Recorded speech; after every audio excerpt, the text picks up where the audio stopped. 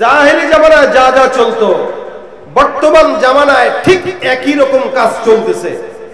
এক নম্বরে জাহেলি জামানায় যখন নারীরা পুরুষেরা একসঙ্গে অবাধ মেলামেশা করত, এরা মনে করত আমার পেট, আমি কার থেকে সন্তান নিব এটা আমার সিদ্ধান্ত, যার থেকে মন চায় আমি সন্তান নিব, আমাকে কেউ বলার স্বাধীনতা রাখে না। জাহিলি জামানায় নারীরা তাদের পেটটাকে এমন ভাবে ওপেন করত, যে মন চায় যতবার মন চায় আবার সন্তান দিয়ে যাবে। বর্তমানেও আমাদের দেশে যেইভাবে সন্তান নারীদের পেটে আসা শুরু করছে, বাপ খুঁজলে তালাশ করে পাওয়া যায় না, একাধিক সন্তান। আরে ভাই, মা বোনেরা সন্তান নেয়, অবশেষে সাংবাদিকরা তালাশ করে লটারি দিয়ে তারপরে বাপরে সবার সামনে প্রকাশ করে। তোদের কাজ হলো সন্তান পেটে নিবি, আমাদের কাজ হলো বাপরে খুঁজে বের করা। কথা কি সত্য না মিথ্যা? এদের ইচ্ছা হইলো আমার পেট, সিদ্ধান্ত আমার, যার থেকে মন চায় সেখান থেকে নেব, তোমার সমস্যা কি? যার থেকে মন চায়, যেভাবে মন চায়, যতবার মন চায়। পেটের ভিতরে সন্তান জন্ম নেওয়া এটা মানুষের কাজ হতে পারে না, কুকুর আর শুয়োরের কাজ।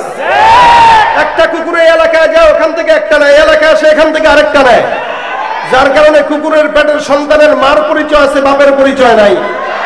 ঠিক যারা আমাদের বাংলাদেশে যে সমস্ত নারীরা যেখান থেকে মন চায় সেখান থেকে সন্তান যারা নেয়, এদের প্রমাণ, এদের অবস্থাও তো হায়াওয়ান জানানোর মতো হয়ে গেল। আর এই কাজটা তো আইয়ামে জাহিলিয়াতে চলতো, আর বর্তমান জামানায় চলা মানে এই বর্তমান যুগ আইয়ামে জাহিলিয়াত হতে আর বেশি দিন বাকি নেই, অলরেডি হয়ে গেছে। এটা জাহিলি জামানায় ছিল। দুই নম্বর, জাহিলি জামানায় প্রকাশ্যে জুয়া খেলা চলতো। বর্তমান সমাজে মোবাইলের ভিতরে গেমের নামে জুয়া খেলা চলে না? চলে না? এ আছে তিতাসে, আরেকজন আছে কক্সবাজারে, এখান থেকে এখানে মোবাইলে জুয়া খেলা চলতেছে। আইডি হ্যাক করার পরে এরপরে বাড়ি করে টাকা দে, তারপরে আইডি দেবো, এইটা কর, তারপর আইডি দেবো, বাস উভয় থেকে উভয়ে, এক কোণা থেকে আরেক কোণায় জুয়া মোবাইলে চলতেছে, প্রকাশ্যে তো আছেই। জাহিলি জামানায় চলতো, এখনো কথা কয় না, চলে না? চলে না? জাহিলি জামানায় প্রকাশ্যে চুরি, ডাকাতি, ছিনতাই চলতো। এই সমাজে বললাম না, চলে না? চলে না? জাহিলি জামানায় এমন কোন গুনাহের কাজ নাই যেটা চলতো না। মানুষগুলো ছিল মূর্খ, মানুষগুলো অশিক্ষিত হতে হতে এমন অবস্থা ছিল যে তারা আল্লাহ খোদা কি আছে কি নাই এটাও তারা ভুলে যাইত। বর্তমানে অশিক্ষিত না, শিক্ষিত বাড়তেছে, কিন্তু সবগুলো শিক্ষিত শয়তান হইতেছে। এরা শিক্ষিত হওয়ার পরেও আল্লাহ খোদা আছে কি নাই এটা তাদের কোনো দেমাগে চিন্তার বিষয় না।